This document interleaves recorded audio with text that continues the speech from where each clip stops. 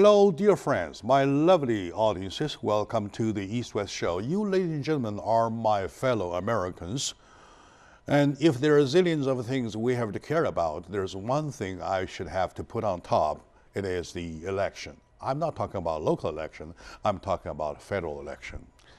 At different levels, there are things reflected for a certain extent.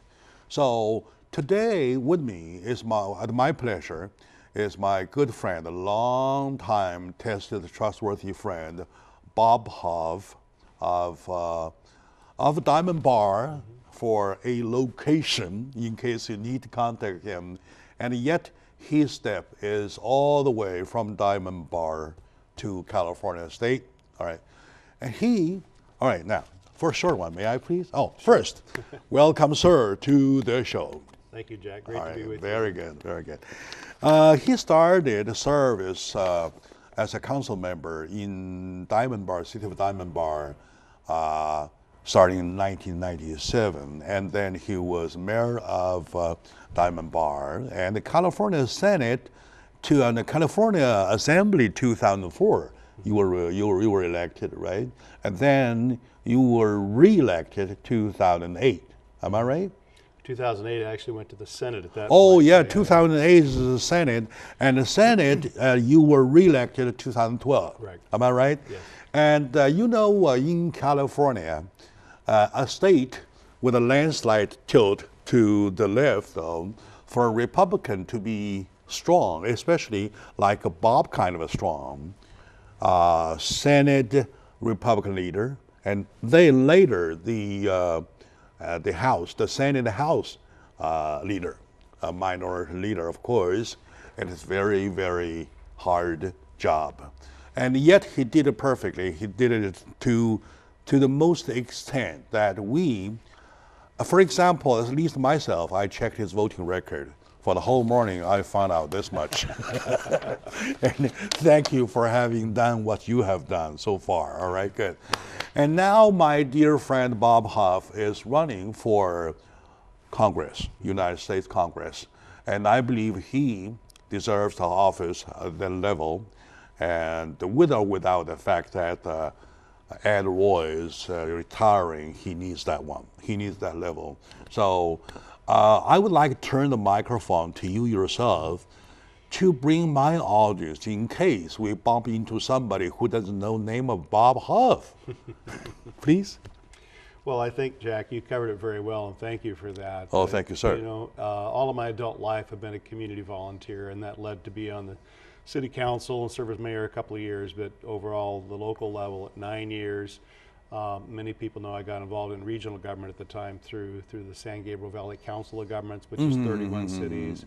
I served executive board of Foothill Transit, which is the second largest bus provider in LA County. Yes. I've always tried to serve the community well, and I felt that leadership gives more advantage to that than just, not leading. So, all right. And then getting up to the legislature, as you pointed out, I did rise in both chambers to top leadership. As caucus chair in the Assembly, as the minority leader in the Senate, and I've always tried to do that to be best able to represent my people at home. Because at the end of the day, an elected representative needs to represent the people that vote for him. Exactly, exactly. Correct me, Bob, if wrong. I know I'm no politician, no political background myself, just my whole life sitting here, very sedentary, like just a show host, right? Now, in politics, we always check this person, a candidate, check credit. Why credit is so important versus helicopters? I do come across some situation like helicopters. We don't know the guy. And before we see him, oh my God, he's on TV already. So like that kind of thing. How do you, in your understanding or concept, the difference between the credit all the way to a helicopter landing, please? It's always been my philosophy that the best people to elect are those that you can see doing something already. And so, I looked at my own path. I didn't just wake up one day and want to become a council member. All right. I was active in the community, and people saw that. They liked what they said, you know what, Bob, you ought to run for city council. And when I did a good job there, I was encouraged to run for the other level. I always worry about people that, you know, maybe they got a lot of money or whatever, they wake up and they say something's missing in their life and they want to be elected so they can be in the headlines or something. Yeah, you're right, you're right. If that's the motivation, it's the wrong motivation, because you need to have a pattern of working to serve people. Because at the end of the day, the best representatives are the ones that are people-focused, family-focused, not themselves-focused, right? So, consistency and stability. exactly. Am I right? Well, you have a proven track record, right? In my yes. case, I had 21 years in public scrutiny, and I'm telling you, when you're elected, you get both the good and the bad, but there are some people that can survive, there's some that are not. Thank you for hitting the nail on the head. Whole morning I've been doing my homework on your background. I check about your voting record, step by step, back all the way even to the city level, right? I found out, if I'm wrong, let me know, all right? So the voting record would probably define the kind of person you are. Am I right or wrong? Absolutely, because everybody can tell you what they're going to do. How many people can tell you what they have done that actually reflects what you You're need, right. right? You're So right. Yeah, it's a big difference. You can say anything when you're talking about the future. It's a blank slate. But do you trust the person to say? If you have a positive track record of them saying what they're going to do and then them doing it, that's a lot different from just going in to buy shoes from some new guy and he says, oh no, these won't hurt your heel at all. You won't get a blister. And you get a blister the next day. Yeah. That's exactly the point. And also the other fact is that I don't have to scratch your back because you have to pay for me to do that. Right? You didn't pay me. Now that I don't have to scratch your back.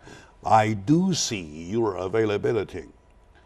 As a newsman, it is easy for us to find who is often available, who is not, who is seldom, who is rarely, who is never. I give you an example. There is one official who was here or had been here several times during election, all right? And I was even given a cell phone number, say, hey, this is my private number. So on and so forth. And then I did check with her. Oh, by the way, it's a her anyway. Say, are you available? Will you be available when we need you, right? So later, when the office is taken, so you'll never see this person again. So that kind of thing, I'm not criticizing any behavior like that, because she might, without seeing me, doing something greater than seeing me, right? Which is a fact. But to the eye, though, to the public eye, we say, where's the person? Right. Like that kind of. After all, in this democracy, under this beautiful flag, we're talking about representation. How can you represent me without seeing me? How do you know what I want? Am I right? Does that make sense to you, please? Yeah, and here's the thing. Few people, everybody looks at an elected official and say, I can do that job, I can do it better than that person can, right? And it's our natural instinct. But the reality is, it takes special people who can stand up to the demands of the job. And I will tell you, it impacts on your personal life, on your time. I'm blessed to have a wife very supportive. Many in the community know my wife, who makes sure I'm plugged into the immigrant community well, the Chinese community well. But more importantly than that, it's just a lifestyle change. Some people, they get elected and then they just kind of disappear. But if you're going to be a good representative, it's as you say, you have to be everywhere. Even though you've already done 2 events in an evening, it may mean you got to get to another one. I had one elected official who was also at a high level one time. When I got elected to the Senate, we represent almost 1 million people. It's 950,000 people, larger than a congressional district. And this person said to me, you know, Bob, when you get to our level, you can pretty much relax because everybody thinks you're someplace else, so you don't really have to go anywhere. And I remember thinking, what kind of recipe for disaster is this? Because how can you know what the people are thinking if you're not out among them talking? That, on the other side, really gives a vivid picture of how you can corrupt yourself. Absolutely. Reasonably, right? Because if I'm not here, I'm somewhere else. Right? Oh, and I've worked hard this week. I don't have to do this. Right. Okay. Very good. My dear friends, it is my pleasure and my privilege to sit face to face with a future representative of the United States. I know for sure he will win office. I just want to make sure how he wins, how strongly he wins, right? That is the part of my belief. I'm not saying he and I were never related. We have different blood system, right? Different mother, different father, whatsoever. Not an uncle, not a brother, not whoever. We are totally unrelated. However, I did check his voting record. I went through the whole thing. I know this is a guy that we can trust. That's why I'm determined to support, right? That's why we at this show, G&E TV, with East and West Show, endorse Mr. Honorable Bob Huff for his candidate.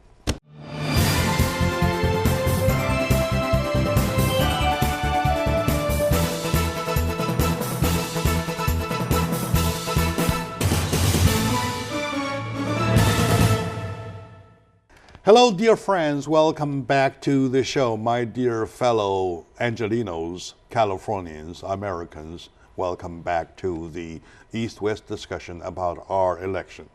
At the congressional election, one of the candidates that I see so much, that I have so much confidence with, is my dear friend, Honorable Bob Huff, the former Senator of California, and now he's a candidate for a Congress for representative to replace the district of where Ed Roy is, he's retiring, right? Okay, anyway. Yeah. For accuracy, I'm a responsible person. There's a little correction. Bob Huff became a city council member of Diamond Bar in 1995. Yeah. He became mayor in 1997. Right. I kind of fixed a little bit. However, in politics, the 2 years make a huge difference, right? It's experience. 2 years make a difference. Yeah, that is experience, right? Anyway, now, checking about number one, your voting record. Number two, your concept of representation, though. We need to find out there are some highlights, special highlights, that has a significance in it. Lots of significance in it. That is, looking at your experiences, I see lots of areas mentioned about education. And you are elected officials you are one of the legislators who pay lots of attention to education. For example, a few years ago with the SBC 5, right, you had a strong position. Why would you have that position? Are you still holding that position? And where did the bill go, or something like that? You want to educate our audiences a little bit, please? Well, let me put a little background on that. I think that we do best on the things we have experience in, and education has always been a high priority of mine. I was actually planning to be a teacher once upon a time, and then took another path. I took education You're courses. Still teaching. Well, you know, we're all lifetime learners, and some of us are teachers in different capacities.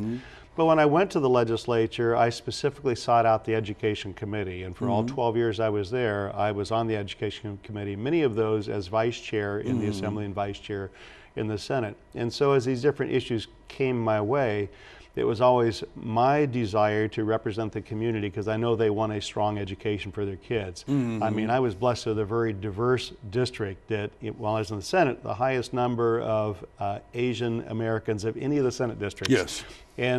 And with that comes a very high respect, regard, and drive for their kids to have the best education they can.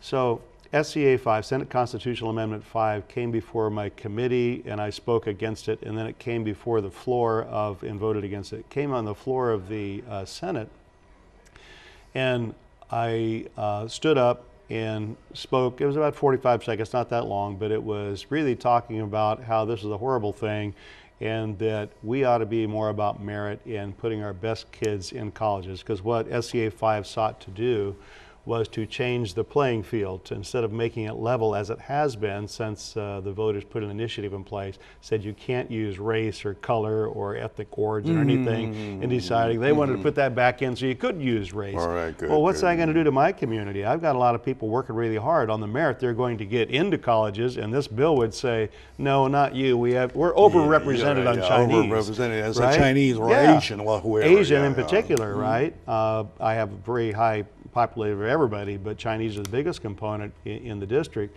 So this speech became kind of viral because it captured on YouTube, it captured the sentiments of so many people. They're working hard and they can't get into UCLA or Berkeley or, on the private side, while we don't have anything to do with that, there's currently a lawsuit on Harvard for the same thing, Yeah, right? you're right, yeah. And so you have this systemic bias that they wanted to reintroduce back into our California public schools, which is just a horrible policy.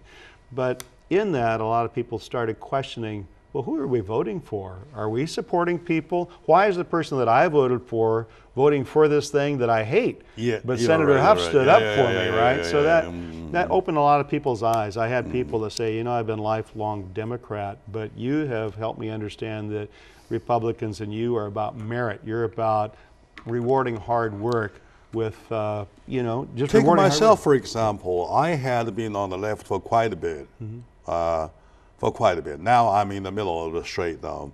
At that time, when you voted against that bill, though, I came to you right away. Why? Because I see the essence of the bill itself. Right. Okay, now, there are two layers of importance that I want to make it clear to my audiences that you better understand this. Now, in terms of equality, you're talking about what are you talking as a subject, in which area you're talking about, right? Okay, now, for example, we say everybody deserves the $5 of bonus, right? This comes from government as a supplement, right? Of course, we want everybody have it, right? Now, you're talking about education, which is a manufacture or a workshop for the elites. Whoever becomes the best is taken, right? Regardless of color whatsoever. Like say Lakers, right? Do you say that why there's no Asian in Lakers like that, right? Looking at the colors, why there's none or little faces like myself? Regardless, that's not the subject. The subject is who play better, who plays the best. Am I right? This is number one, the layer, importance. Number two, if you adopt that philosophy into everyday issues, there might be some gray areas people take a chance of. I don't care if people voted for the third bathroom or not. Well, none of my business. I use one only. That's it, right? I don't care. I use the one. As long as there's a bathroom, you're happy. Yeah, as long as the bathroom, I'm happy. But I do care the vote that represents a concept, a mindset. That is, my dear audiences, my dear friend, ladies and gentlemen, want you to keep that in mind, that you want somebody with that kind of a set mind in case there might be SBC 6 or whatsoever pop out. Am I leading the right way or what? No, you're right. In how people have behaved in the past, how they have voted in the past, when they have to actually make a public vote, when they have to speak on the record, that gives you a really good determination of how you can expect them to act in the future. Now, sometimes we grow. Just like you said, you used to be more left-leaning and now you're centrist, right? Yeah. So as we get more life experience, we will change. But generally speaking, you're going to see a continuum of behavior with somebody that is predictable. And I will, if you've looked at my voting record, you'll see I'm predictable pretty much from the very beginning. I did. Yeah. That's why I say consistency, right? Consistency. You will find this person very constant with what he believes, the ideology we talk about. In a, philosophical, not a philosophical term. It is common sense. You have to be consistent to yourself, right? In politics, when you vote for somebody to represent you, though, you can say for sure, today he will represent me. How about 5 days later? For about 5 months later, you cannot guarantee. You got to trust your own eye, your own judgment. This person will stay the way that he's been constant of. Am I right? Absolutely. So that is the American politics, right? That is democracy. Describe your district, please. So the district is the corners of Los Angeles, Orange, and San Bernardino counties. You have Chino Hills, which is in San Bernardino County. In LA County, you have Diamond Bar, Walnut, Rowland Heights. There's a sliver of City of Industry, Hacienda Heights. So both Rowland Heights, Hacienda Heights are unincorporated. but that's the outside of Orange County part. In Orange County, you have sort of the northeastern part of Orange County. So it's Placentia, Yorba Linda, Brea, La Habra, Fullerton, Buena Park. And so you have about 60% of the district in Orange County, 40% outside of Orange County. But you know, in the Assembly for 4 years and the Senate for 8 years, I've represented at one time or other for at least 4 years all of those cities and communities. For many of them, I've represented 8 years. For some of them, I represented 12 years. So from that standpoint, not only having a record in the state that people can look at and examine, I've also represented this very diverse region effectively and well, and been continued to be elected in that area, which nobody else has done. All right, very good. What will be your future district, congressional district, please? Well, that is the congressional district That I is the just congressional. described. So Oh, it's very good. 82% of that district was in my Senate seat. Oh, I see. So it's a very good footprint. All right. The next closest person is a supervisor from Orange County that has about a 40%, and then there's an assembly person running that had a 25%, All right. 26% footprint. So as far as reaching and working with these people, being elected in that area, knowing the system. What would be your total population in the district? It's about 650,000, as I recall. I'm a lot more familiar with the Senate number, which is about a third higher than that. But you know, it's a large district. It's sort of in between the size of our Assembly district, which I did for 4 years, and the Senate district that I did for 8 years. Right. My dear friend, my lovely audience, today I feel that I'm not talking to a politician.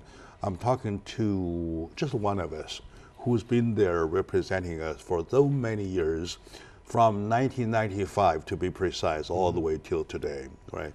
And I appreciate the fact that God has created people, representatives, or human beings like he himself, whose voting record checked, that made up my mind. I say, this is the person that I want to trust.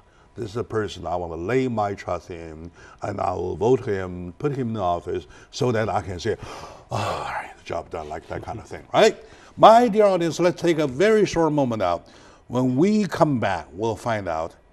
Mostly we've been talking about what he has done, what has he been doing, right? Now we will push a little bit, see what can he do at the Congressional House. So stay with us, please.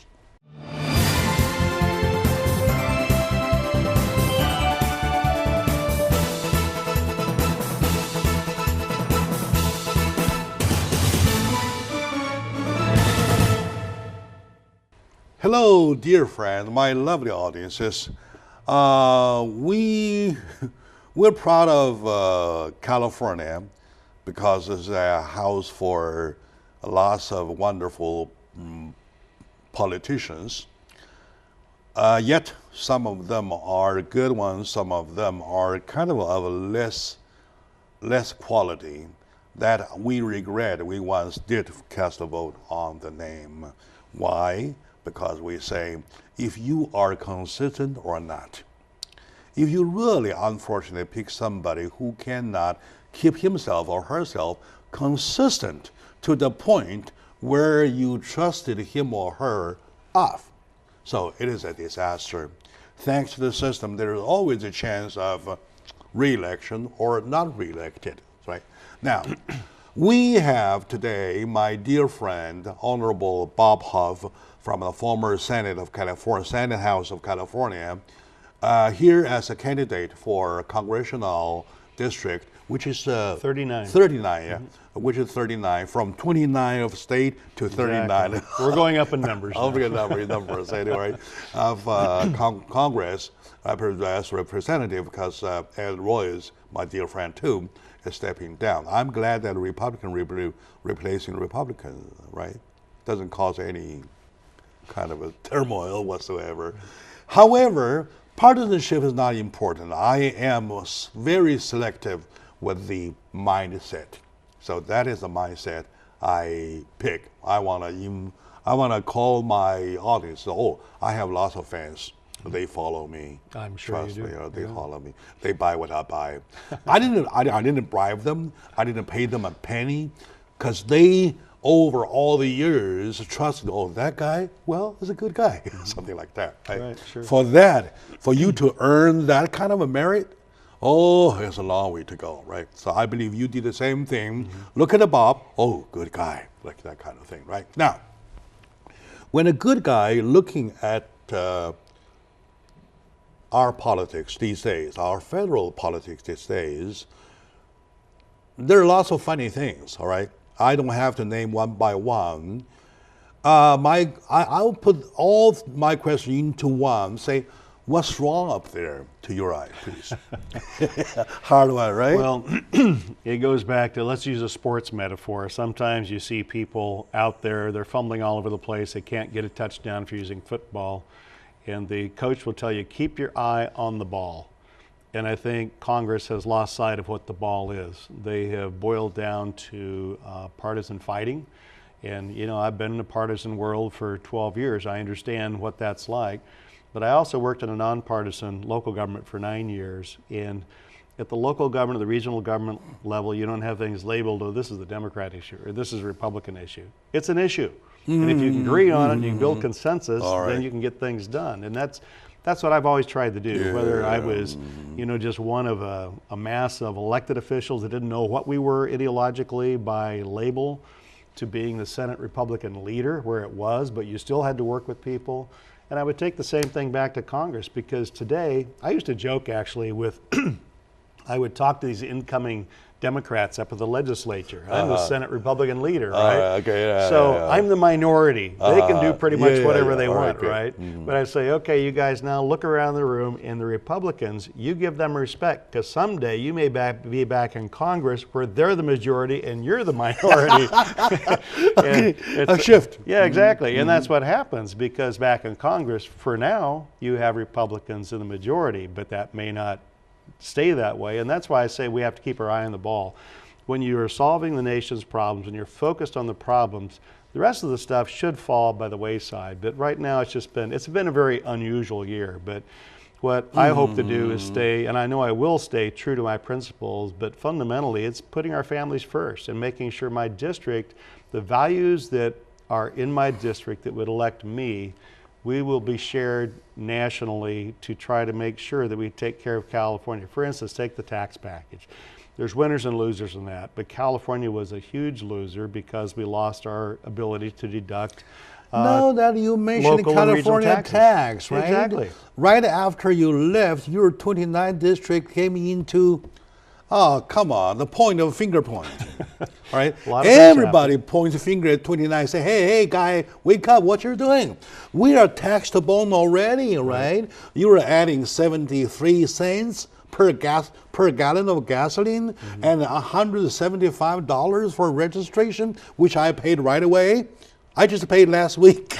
All right. Well, you compared to last year. Yeah, on top of my regular. Right. All right, and I'm paying $3.30 something range for gasoline. So what's wrong? All right, go. We're attacked right after you left.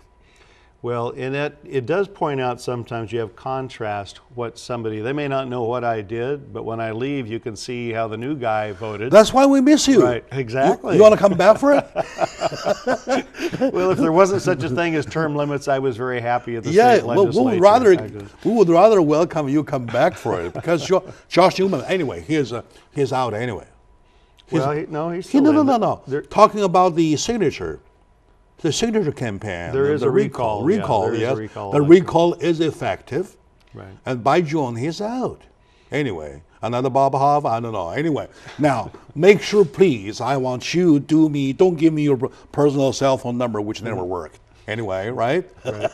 Like the other case I just mentioned. I want you to make promises to the audiences.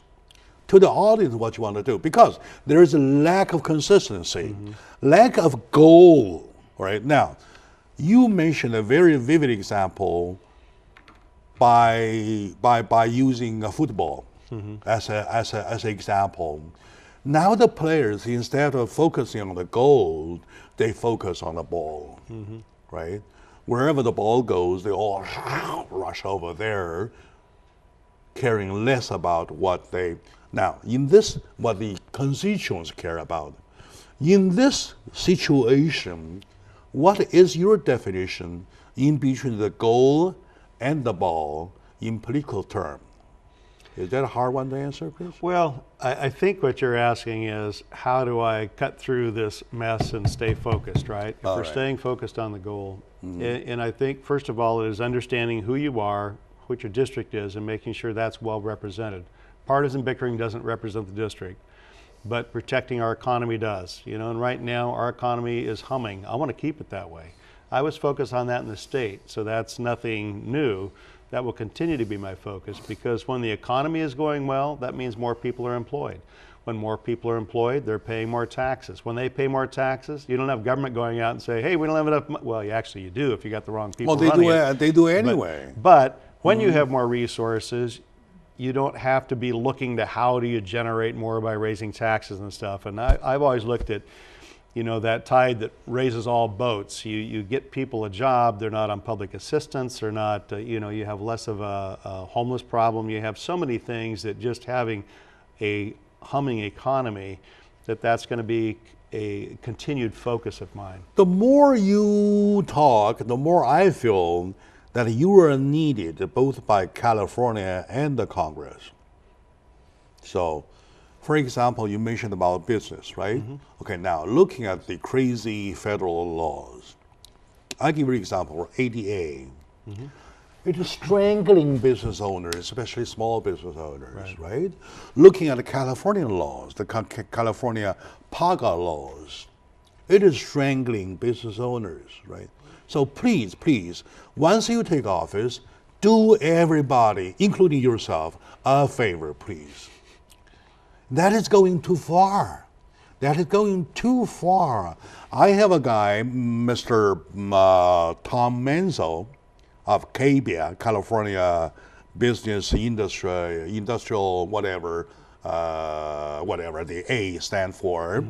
He is being sued for his employee not eating lunch at exactly the 5-hour mark. Right. As a matter of fact, they want to do so because they are families. They are sons and mother and father and brothers, sisters. They want to share a box, whatever. That's their lunch. And then there's a 10-minute, 20-minute time difference. They kind of like swap around a little bit. For that, the lawsuit will cost him $1.5 million, and yet $900,000 if he wishes to settle. It so happened this is a stubborn guy. He says, I will run all the way till the end, till I broke to the case, to win the case. Right? So now, ADA, the same thing.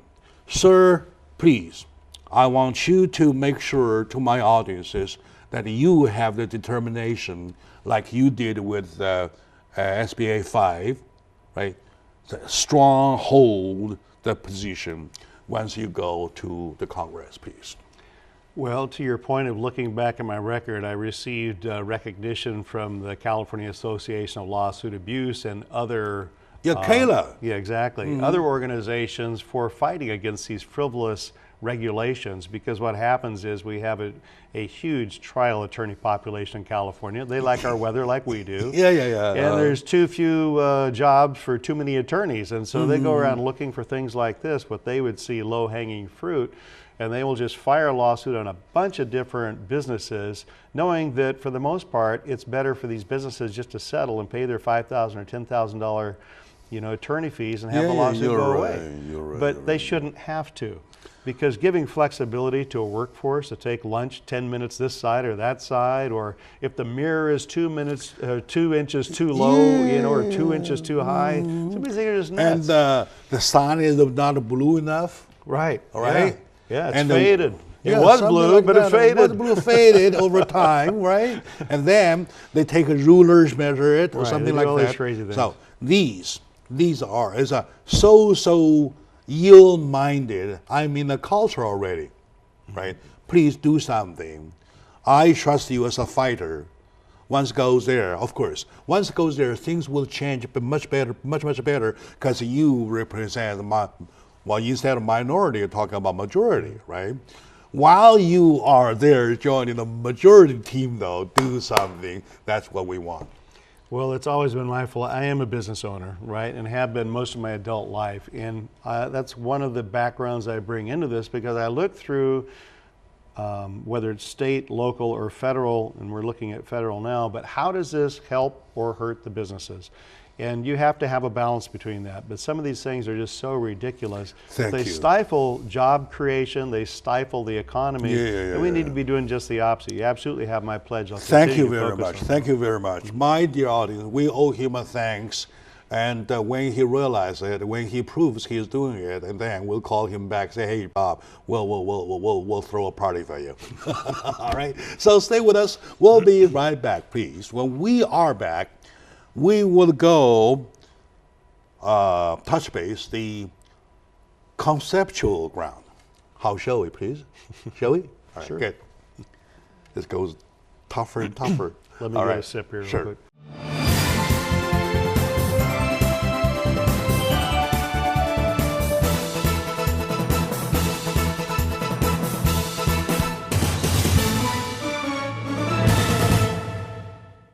Hello, dear friends, my lovely audiences, ladies and gentlemen. I'm getting excited because I'm ready for a new hand at the Congressional Representative District. Representative District 39 for Congressional House for the United States. That's my pleasure because this very candidate happens to be a personal friend of mine. With no money exchange at all, not even penny, but I adore his set of mind, Mr. Honorable Bob Huff. Thanks, Chad. Welcome again to the show.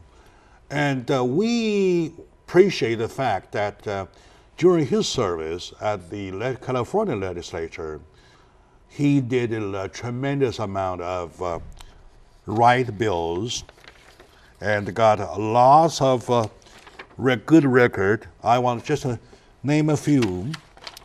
If I could do the whole thing, I have to cancel the show. He's got lots of approval rating. He's got an 83% rating from the California State University on education. And he's got 92% rating from the National Rifle Association.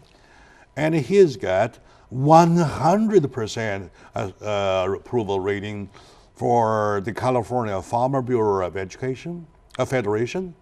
And he's got a 75% approval rating for California Parks and Recreation Society. And he's got another 100% approval rating for California Taxpayers Association. Oh, that is so important to me. My God, I have to stop here, right? Because it's too long. Anyway, so why people approve Bob that much, right? During the break, I checked with my cameraman. It is the set of mind, right? The mindset that works, right? That gives you the character of this individual. If there is a change, can't be big. It is still there. For example, a different chef can cook different beef, right? However, no matter what kind of chef you do, you can never turn the beef into pork. Can it? Can you? No. No, right? So we're talking about, we want a beef, stay beef that way, right? Something like that. Now, like I said, we got to touch base with the conceptual subject a little bit, right? So, I know some of them passed into laws already. In California, we have marijuana legalized. We have the third bathroom already everywhere. And we have the, at the federal level, we have the same-sex marriage legalized, and a poor bakery doing nothing wrong, and for failure of service, got closed, right? So I don't know every single one of them. I have to lay here because it is before everybody's eye, public eye already, putting them together, I will test your mindset though. It's a challenge, please. It is a friendly challenge. Don't understand me wrong. Sure. I'm like a crying baby. I really need a mother who has the milk, something like that, right? I know this is not a easy way to put them together in a bundle for you to explain. What's been wrong? Well, when people are voting not in sync with the population needs to look at who they're electing, right? Now, when you talk about the bathroom bill, which we had it at the state, I voted against that. And that doesn't mean that new construction can't easily accommodate that. It's easier for, if I'm a guy taking my daughter into a restroom or something, you know, I'd rather take it into one that's by itself rather than with a bunch of guys. I would buy a bathroom, carry it on my daughter's back if I had a daughter. So having a unisex bathroom is not the end of the world, but to force businesses to go back and retrofit to things that they were not designed for, that becomes the problem for me. Exactly. And so I think a lot of these things, it's to accommodate where society wants to move to, and they seem to want to do some of these things. It's how you do it often that becomes the tipping point for us that say, okay, well, give us 20 years or 10 years and we can get these things done. You want to do it tomorrow, it becomes very, very expensive. So I think it's world experience, making sure you're reflecting your district. I mean, I remember when I was vice chair of budget, I sat down with Senator Mark Leno, who was chair of budget. Mark Leno's from San Francisco. He's a very liberal person in my estimation on so many different areas. And I read a little bit about him this morning too. So Senator Leno tells me, Bob, something you have to understand about me. We're trying to get to understand each other so we can work together on the budget. Something you have to understand about me is I'm a conservative in San Francisco. And that's true, you know, so everything is relative, but within that. Even a conservative. Even a conservative, but San Francisco's crazy left, right? So you have to make sense of that and work with people to get what you need to get done. And again, on some of these things that you brought up, I think we get a little ahead of ourselves, and we could slow the pace down, still accomplish societal change without such a negative impact and so much debris behind us as we plow forward. Yeah, the other day I had an interview with the mayor of Downey, a Republican, and a school teacher for 5th grade. I kind of spearheaded with him. I said, how do you explain in class about where kids come from versus the fact that we have same-sex legalization? So you want to give a little comment? Well, I'm not challenging you. Thankfully, I'm not in the classroom having to explain that. Well, you know, you would wish somebody would explain to you, but right? see, part of the problem is, as a society, adults, we are forcing kids to become educated at a much earlier and earlier age, which we sort of rob them of their innocence. And it really is up to a parent. And at some age, if the parents aren't going to do it, then there may be a role for school, but that's not with our 1st grade, 2nd grade, 3rd grade, or I would even say 5th graders. 5th grade, yeah. Let the parents handle it. Let the parents do their job. Educate the parents. Work with them. But they're the ones that are responsible for their kids, not the government. All right, good. You know what? I respect you even more because that's a very smart answer. That's a very, very kind of like very well managed with a understanding of both, right? That we do want politicians to be in that way, rather than left or right. You know, in this world, there are more gray than black and white putting together, right? So this is the public world. With that, what do you think? If you want to put together a message to deliver to your voters, including me, myself, my wife, whoever, we all vote for you. We can't even advance, right? So now, what would you want to say if you put them into a message? Well, let me look directly at them since I have a camera. Yeah, sure, please. You know, it's a step of faith anytime you're supporting somebody for higher office. In my case, I have a proven track record of representing the people, and if you look at the record as Jack has done, you'll see a record of consistency. I want to make sure our families are put first, and that means securing the national defense. You know, we have to support them. But by the same token, we have to do a lot better with the veterans that do protect our borders, that project our interests around the world, and the Veterans Administration is horribly screwed up. So we got to fix that. We shouldn't be having homeless veterans. But we need to make sure that our education stays strong. That's been a high priority of mine in the state. It will continue to be a high priority at the national level. You know, I've signed on as one of writing a letter in support of the lawsuit against Harvard for their racist immigration or admittance policies. I will continue to be those kinds of things, particularly fighting for those people in my community, in my district, on merit-based. You know, I'm a known person. I'm not an unknown person. There's a record to look at, and I find that people who are of a different party will even look at me and say, Bob, I disagree with you on this issue, but I appreciate that you're honest and you communicate with me. And that's the thing I want to impart to voters. I want them to know that I am the person, as you who have come to know, that is a straight shooter. I'm not always going to say what you like, but I will represent my community as best I can. And most of the time we're going to agree. And for the few times that we don't agree, I hope that you'll just agree to disagree with me. Tell me what you think, because I need to have that input. But at the end of the day, I will always try to balance the needs of my district first. And certainly that's going to be families first. Thank you very much. Thank you very much.